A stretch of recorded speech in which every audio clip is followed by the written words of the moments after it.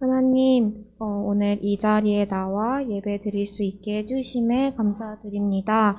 비록 한 자리에 모여 우리가 함께 예배 드릴 수 없지만 지금 예배 드리고 있는 그곳이 주님께 진심으로 예배 드리는 자리가 되게 해주세요.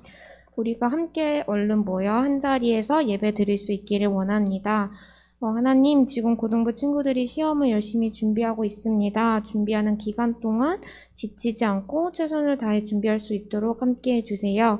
오늘 드리는 이 예배가 앞으로 일주일의 삶을 살아갈 수 있는 힘이 되도록 함께 해주세요. 예수님의 이름으로 기도드립니다.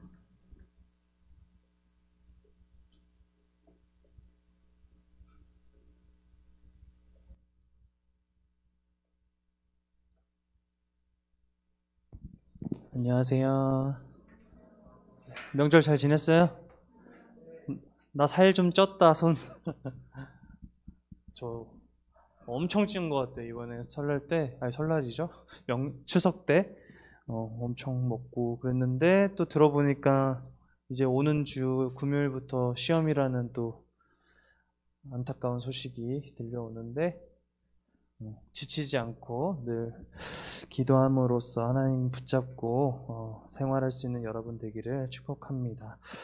오늘 하나님께서 주신 말씀 보도록 하겠습니다. 하나님께서 오늘 우리에게 주신 말씀은 신명기 6장 4절에서 9절까지의 말씀입니다. 신명기 6장 4절부터 9절까지의 말씀을 저와 여러분이 교독하겠습니다. 하나님의 말씀을 경청하십시오. 이스라엘은 들으십시오. 주님은 우리의 하나님이시요 주님은 오직 한 분뿐이십니다. 당신들의 마음을 다하고 뜻을 다하고 힘을 다하여 주 당신들의 하나님을 사랑하십시오. 내가 오늘 당신들에게 명하는 이 말씀을 마음에 새기고 자녀에게 부지런히 가르치며 집에 앉아 있을 때나 길을 갈 때나 누워 있을 때나 일어나 있을 때나 언제든지 가르치십시오. 또 당신들은 그것을 손에 메어 표로 삼고 이마에 붙여 기호로 삼으십시오. 집 문설주와 대문에도 써서 붙이십시오. 아멘. 제가 그 운전을 하거나 길을 이제 다니다 보면은 이제 마음이 불편한 상황이 종종 경험하게 되는데 어떤 일이냐면 비상식적인 어떤 운전을 하는 사람을 이렇게 딱 만나면은 되게 마음이 불편해져요. 그러니까 비상식적이라는 것은 다시 말하면은 되게 자기중심적으로 운전을 하다 보니까 다른 사람들을 다치게 할 수도 있는 되게 위험한 모양새를 이야기를 하는 거예요. 그런데 문제는 그런 차를 만나서 전도사님의 발 앞으로 뭔가 차가 슈행하고 지나가는데 차 창문이 조금 이렇게 틈이 있어요. 열려 있어. 그럼 딱 이렇게 보면은 그 휘행하고 지나가는 그 광경 가운데 그 룸미러에 걸려있는 십자가가 눈에 보여요. 그러면 이런 생각이 드는 거예요. 왜 십자가를 달아놨지? 왜 십자가를 달아놨지?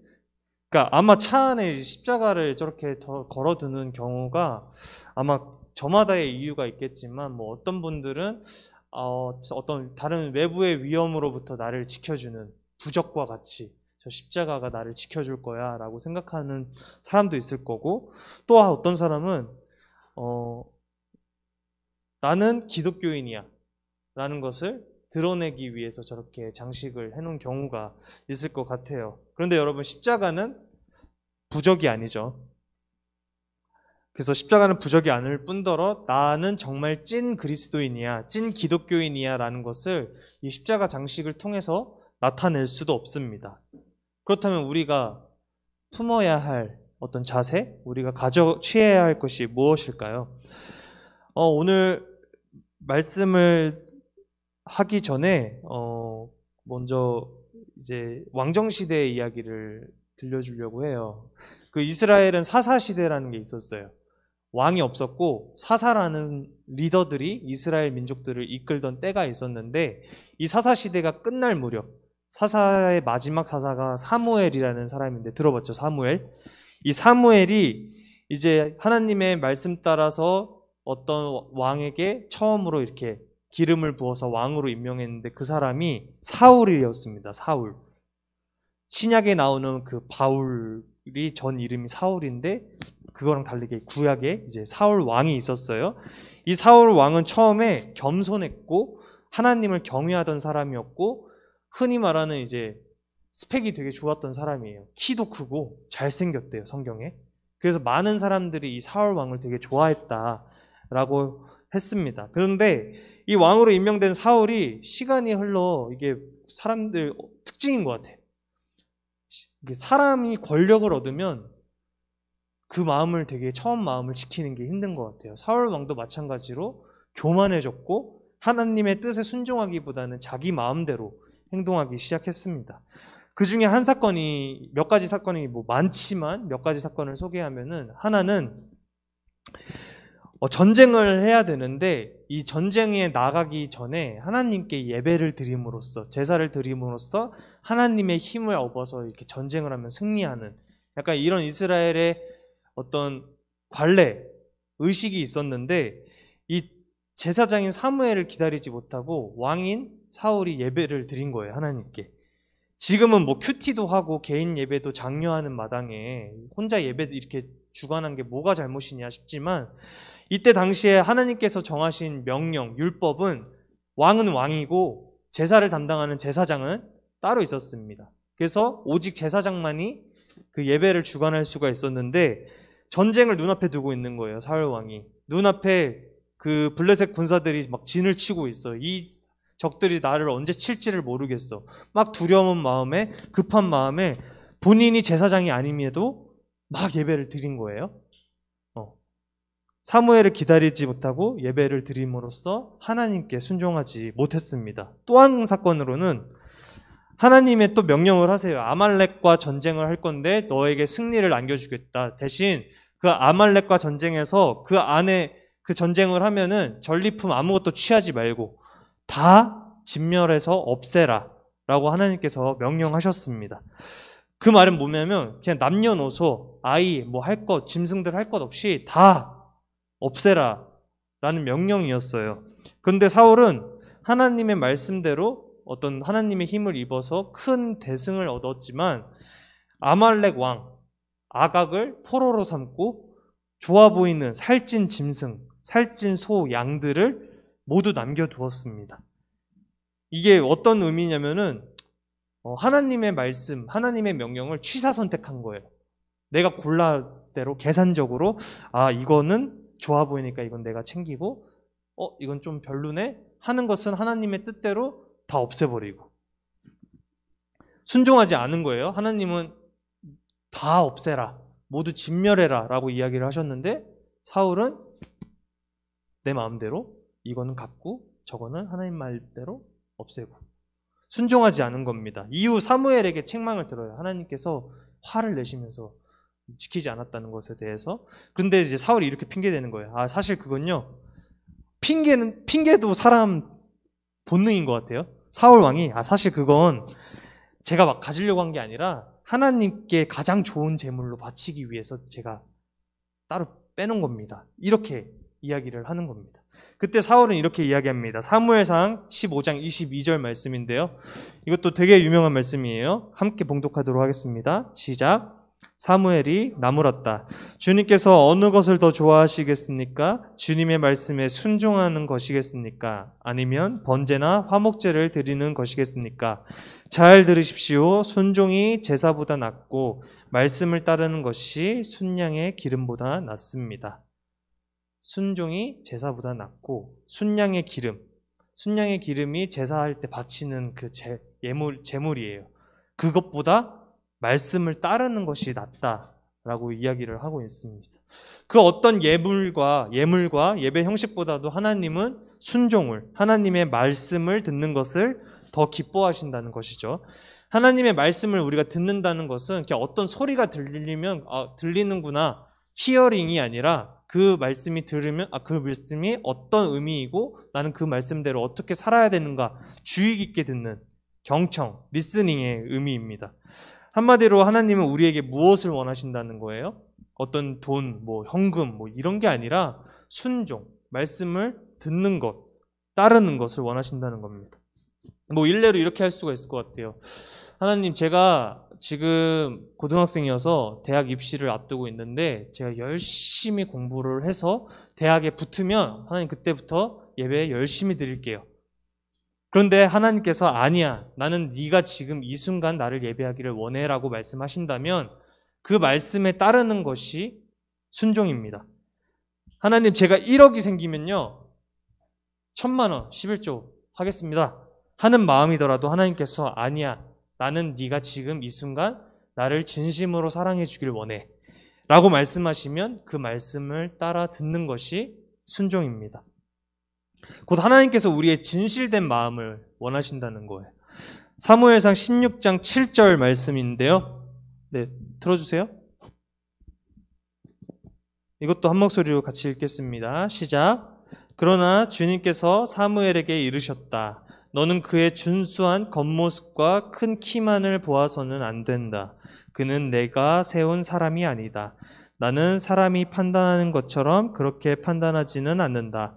사람은 겉모습만을 따라 판단하지만 나 주는 중심을 본다. 이게 되게 은혜로운 말씀이에요. 내가 외모가 되게 사람들이 평가하기에 못났어. 난 부족한 게 많아. 능력도 없어. 그런데 하나님께서는 그런 겉모습을 보시는 게 아니라 중심을 보신다. 다른 말로 우리의 마음을 보시고 우리의 마음을 아신다는 의미입니다. 사람은 다른 사람들이 어떤 마음이고 어떤 생각을 품는지 몰라요. 보이지도 않고 들리지도 않으니까. 그런데 하나님께서는 영이시기 때문에 하나님은 여러분의 마음을 들으시고 아신다는 겁니다. 그렇게 우리의 진실된 마음을 원하세요. 우리가 막 겉으로는 막 되게 겸손한 척 뭔가 말로는 할 수가 있지만 실제 우리의 마음이 그렇지 않다면 하나님께서는 우리의 말이 아니라 우리의 마음을 보신다는 것이죠. 어떤 특별한 예배 형식을 비싼 예물이나 돈을 원하시는 것도 아니고 또 어떤 예배든 예물이든 그 안에 담긴 하나님을 향한 우리의 진실된 사랑을 원하시는 것입니다. 그 순종이라는 것을 사전에 찾아보면은 순순히 따름 뭐 이렇게 되어 있는데 우리가 기독교 안에서의 순종을 이야기하는 것은 하나님께 우리의 마음을 들여서 하나님의 말씀을 준행하는 것, 하나님의 말씀을 지키는 것, 그것을 순종으로 이야기를 합니다. 우리가 하나님의 말씀에 순종을 해야 하는 이유가 무엇일까? 여러 가지가 이유가 있겠지만 우리가 건강하게 하나님의 말씀에 순종하기 위해서는 먼저 우리가 하나님을 사랑해야 하기 때문입니다. 하나님을 나의 왕, 나의 주인, 우리가 흔히 예수님을 이야기를 하면서 예수님께서 우리를 구원해 주셨습니다. 생명 다해 우리를 죽기까지 우리를 사랑하셔서 우리를 구원해 주셨습니다 라고 고백을 하잖아요. 나의 왕, 나의 주인, 나의 구원자로 고백하면서 마음을 다해 사랑할 때 우리가 순종을 할 수 있다는 것입니다. 그래서 하나님을 진심으로 사랑하는 사람들은 하나님의 말씀에 되게 귀를 기울이려고 해요. 내한테 그런 마음이 없다면 고민해 보세요. 내가 진짜 말씀을 사랑하는가? 하나님을 사랑하는가? 나를 먼저 사랑해 주신 하나님의 은혜에 감사하고 그렇기 때문에 나는 사랑하는 하나님의 마음을 알기 위해, 하나님의 생각을 알기 위해, 하나님의 뜻을 알기 위해 늘 귀를 기울이고 경청하면서 하나님의 뜻을 실천하려고 노력을 합니다. 그래서 모세도 출애굽한 이스라엘 백성들을 향해서 하나님의 말씀을 가르칠 때 이렇게 시작을 해요. 넘겨주세요. 이거 읽을 줄 알아요? 이게 위에가 히브리어인데 히브리어는 오른쪽에서 왼쪽으로 읽어요. 그 이유는 그 옛날에 양피지 두루마리를 이렇게 피잖아요. 그러면 오른쪽부터 페이지가 나오기 때문에 이스라엘 사람들은 오른쪽에서 왼쪽으로 글을 읽어요. 그래서 쉐마 이스라엘인데 이게 뜻이 이스라엘아 들으라. 모세가 출애굽한 이스라엘 백성들을 데리고 나왔는데 출애굽을 한 지 좀 시간이 지났어요. 그랬더니 광야에서 이제 2세대들이 태어난 거야. 하나님이 만나를 주시고 홍해를 가르시고 메추라기를 주시고 구름기둥 불기둥으로 인도하신 그것을 목격하지 못한 이제 2세대들을 향해 모세가 가르치는 거예요. 이스라엘아 들으라. 이 히브리어로 쉐마라고 하는 이 명령이 그래서 지금 오늘날 유대인 교육의 기초가 되었는데 하나님의 말씀에 귀를 기울여라 라는 당부의 말씀이고 이 메시지의 중심 메시지는 하나님을 사랑하라. 하나님을 사랑하라 라는 것이었습니다. 하나님께서 이스라엘을 출애굽시킴으로써 그 사랑을 표현하셨던 것처럼 이스라엘도 마음을 다하고 힘을 다하고 뜻을 다하여 하나님을 사랑하라 라고 모세가 가르친 겁니다. 그리고 이어서 특별히 그 세부적인 방법으로 하나님의 말씀을 지키는 법을 이야기를 하는데 일단은 너의 마음에 새겨. 하나님의 말씀을 듣고 너의 마음에 새기고 너네 어른들, 이스라엘 어른들을 자녀를 갖고 있는 어른들은 어느 때나 뭐 길을 가든지 앉아있든지 누워있든지 어떤 상황에서나 자녀들에게 이 하나님의 말씀을 가르쳐. 그리고 그뿐만이 아니라 손과 미간의 기호로 삼고 문설주에 말씀을 붙여서 늘 말씀이 눈에 들어오게 하고 그 말씀대로 지킬 것을 되게 강조하면서 가르치는 거예요. 그래서 이스라엘의 후대인 이제 유대인들이라고 하죠. 유대인들 중에 유명한 사람 되게 많더라고요. 전 선생님 한번 찾아봤는데 뭐 스티븐 스필버그 들어봤어요? 쥐라기 공원 막 트랜스포머 막 이런 감독 또 뭐 프로이트 심리학자 뭐 페이스북 창업자, 구글 창업자 뭐 다 유대인들이더라고요.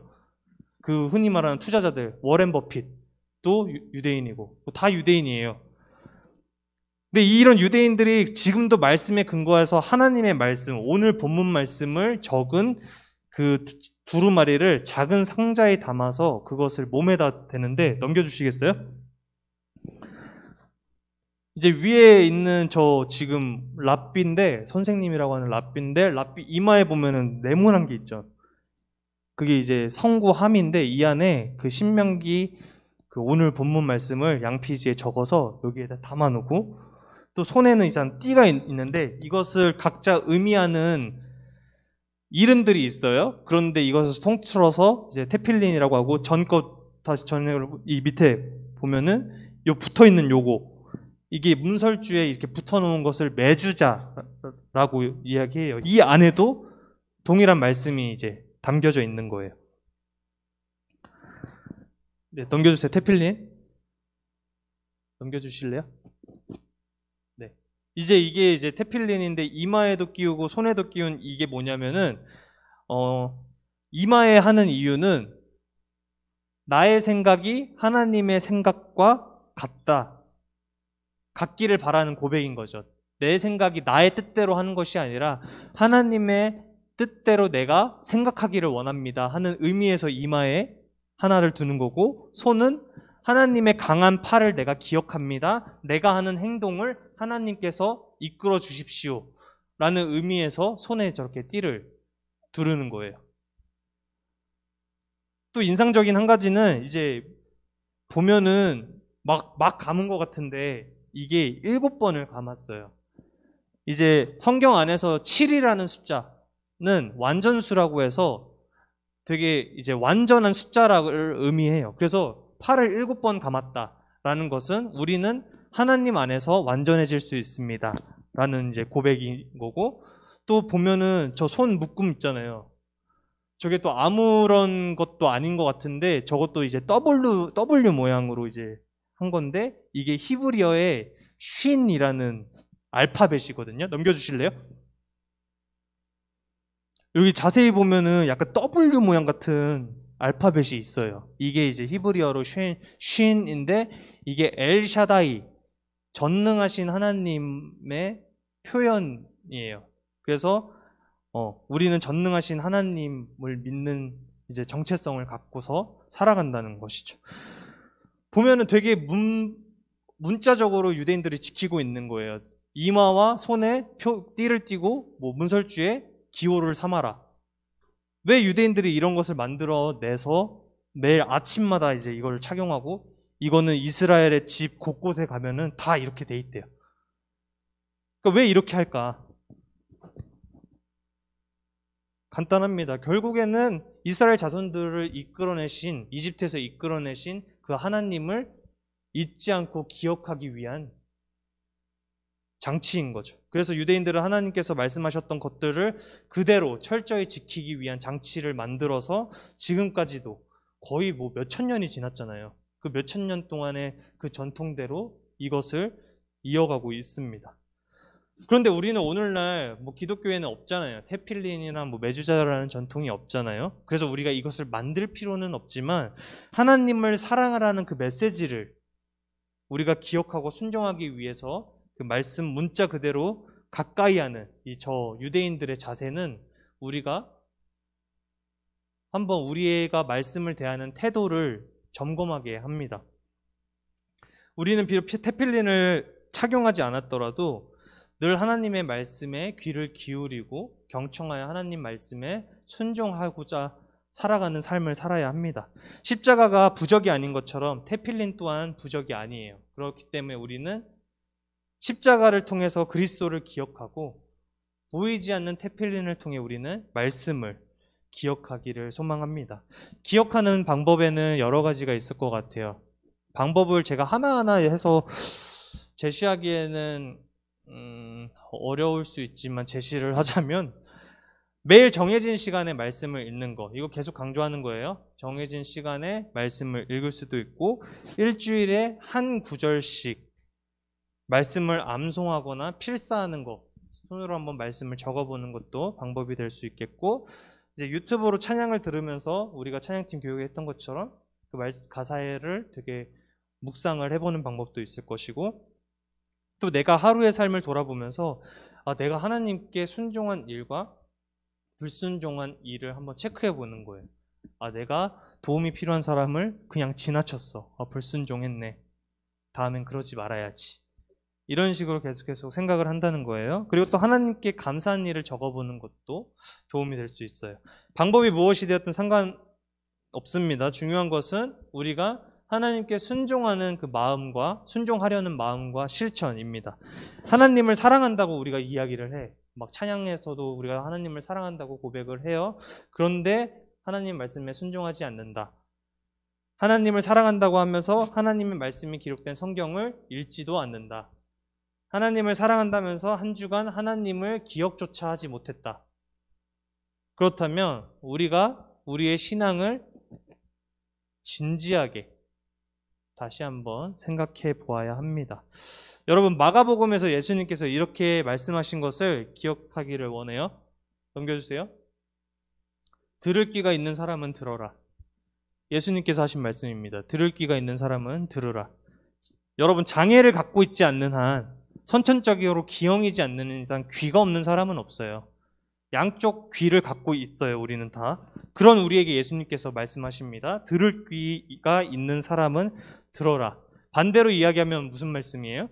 들을 귀가 없는 사람도 있다. 이것을 다시 풀어 이야기를 하면 귀가 있음에도, 소리가 들림에도 듣지 못하는 사람들이 있다. 여러분은 예수님의 말씀을 들을 귀가 있는 사람인가요? 이것을 우리가 진지하게 생각을 해야 돼요. 동일하게 하나님의 말씀을 듣지만 누군가는 듣고 흡수를 하지만 누군가는 튕겨내요. 이것을 빗대어서 예수님께서 하신 말씀이에요. 예수님은 선포하셨어요. 그런데 수많은 사람 중에 누구는 듣고 누구는 듣지 못했습니다. 말씀을 듣는다는 게 참 중요하다는 거죠. 로마서 10장 17절 말씀입니다.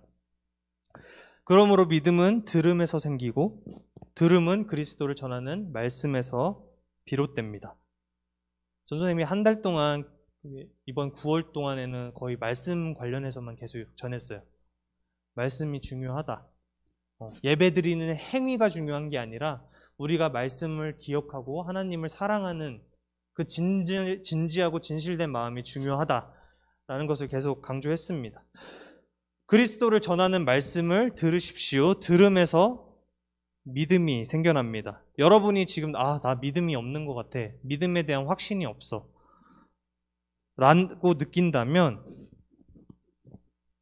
말씀을 보고 말씀을 들으십시오. 내 삶의 우선순위를 내가 하는 어떤 일보다 하나님께 우선순위를 두고 하나님의 말씀에 늘 귀를 기울일 때 하나님께서는 우리에게 하나님을 향한 그 믿음을 선물로 주실 것입니다.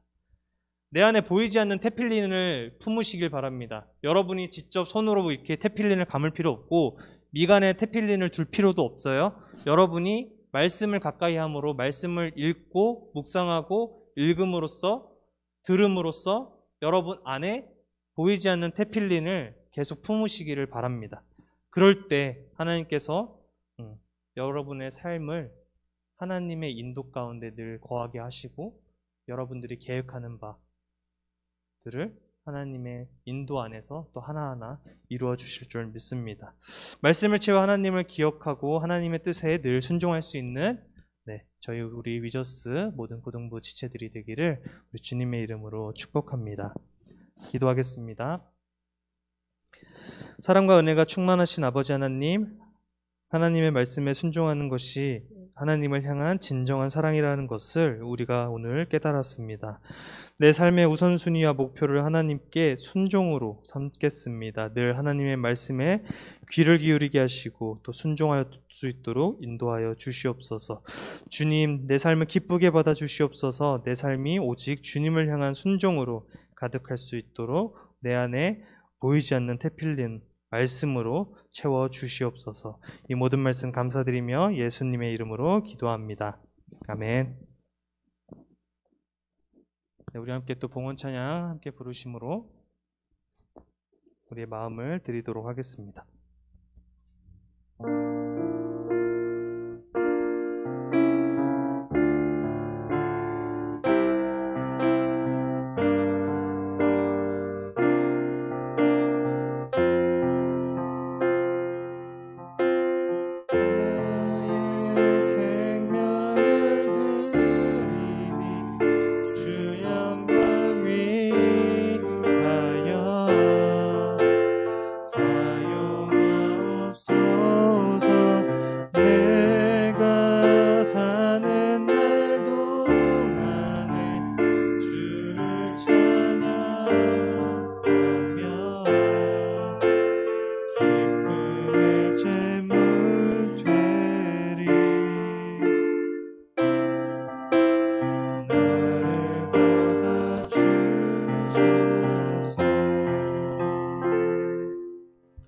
공동기도문으로 함께 고백하겠습니다.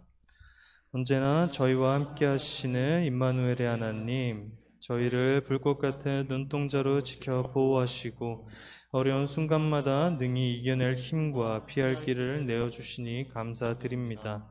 저희가 하나님의 기쁨이 되는 존재로 세워주시고 주님 안에서 뛰노는 것이 홍익교회 고등부의 큰 즐거움이자 복이 되게 해주세요.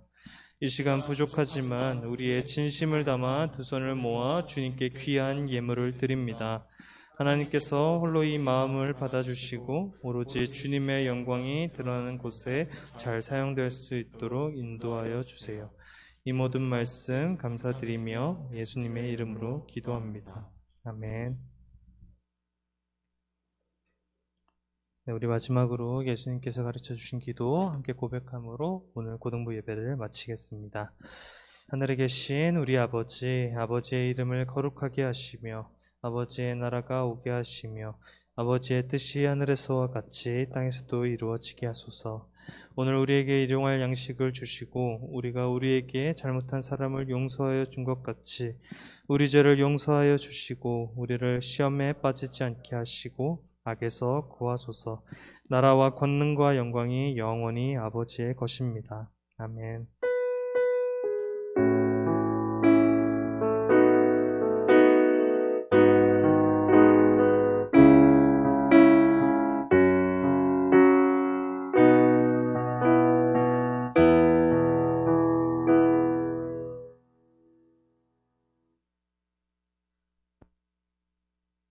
안녕하세요. 자, 광고하겠습니다. 더 고개 숙여서 우리 찬양은 피곤한가 보다. 자, 아직 9월이지만 금요일이면 10월이 되더라고요. 그런데 10월 첫째 날에 주인공인 사람이 있더라고요. 자, 생일 축하하겠습니다. 우리 임지혜 양. 네. 우와. 네. 앞으로. 오케이. 오늘 머리 안 감아서 이걸 준비했잖아. 예쁘다. 예쁘네요. 네. 머리를 안 감았어도 너무 예쁘네요. 자, 우리 축하하도록 합시다. 이렇게 아까 찬양을 하는데 지혜가 너무 파워풀하게 찬양을 해줘가지고 되게 은혜가 됐는데, 우리 힘차게 축하합시다.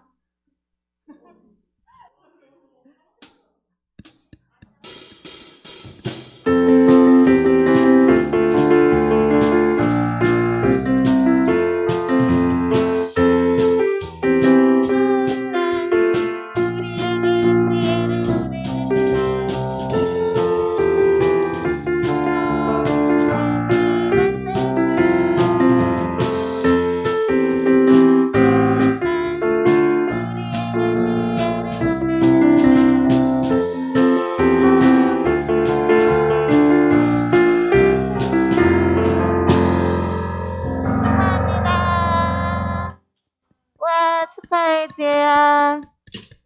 행복한 생일 되길 바래요. 생일날 시험인가요? 아니에요, 아직? 네. 자, 기쁘네요. 네, 다음 주 기도는 이찬원 선생님이십니다. 네. 그리고 오늘 밤모임 잘 하시길 바라고, 선생님들은 오늘 5시에 원래 줌으로 원래가 있습니다. 네, 시간 되시는 분들 모두 만나요. 네, 그리고 이제 시험 시작하는 친구들이 있는 것 같은데, 건강 조심하면서 환절기니까 몸 관리 잘 하면서, 네, 시험 준비도 잘 하고 시간 알차게 잘 보내길 바래요. 그러면 밤모임 하시겠습니다. 다음 주에 만나요.